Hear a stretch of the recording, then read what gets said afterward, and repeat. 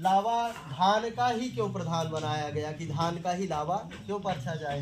भाई बाजरे का भी लावा होता है, मकाई का भी भुट्टे से लावा उत्पन्न किया जाता है, तो धान की ही प्रधानता क्यों बनाई गई? धान में कुछ विशेषता होगी तभी तो बनाई गई।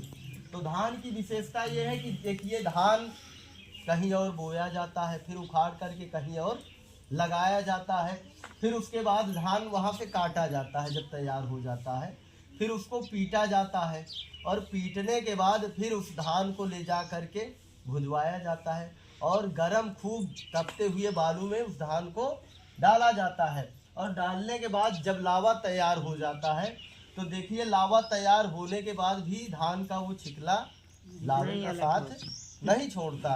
तो इससे हमें ये सीखना चाहिए भैया कि हमारे जीवन में बहुत स्थित परिस्थितियां बदलेंगी, चीज़ें बदलेंगी, लेकिन हमें उनके साथ बदलना नहीं है, एक दूसरे के साथ सदैव तत्पर रहना है, और रहते हुए जीवन की कठिनाइयों को मिलजुल करके बांटते हुए कदम आगे बढ़ाना है।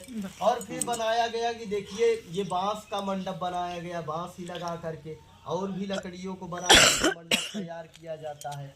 लेकिन बांस ही क्यों बनाया गया? क्योंकि जैसे बांस वंश वृद्धि करता है, एक ही बांस लगा दिया जाए तो सैकड़ों बांस तैयार हो जाते हैं, तो वैसे ही ये वंश वृद्धि कारक माना गया, इसलिए इसका मंडप बनाया गया कि कन्या और वर की जब विवाह हो जाए तो इनसे भी अनेक संतान उत्पन्न हो, जिससे कुल का तरण तारण हो सके।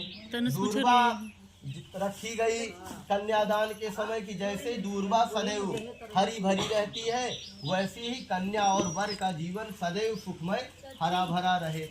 तो 7 वचनों में कन्या क्या मांगती है भैया? उन 7 वचनों को सुनिए और आप स्वीकार करिए 7 वचनों को।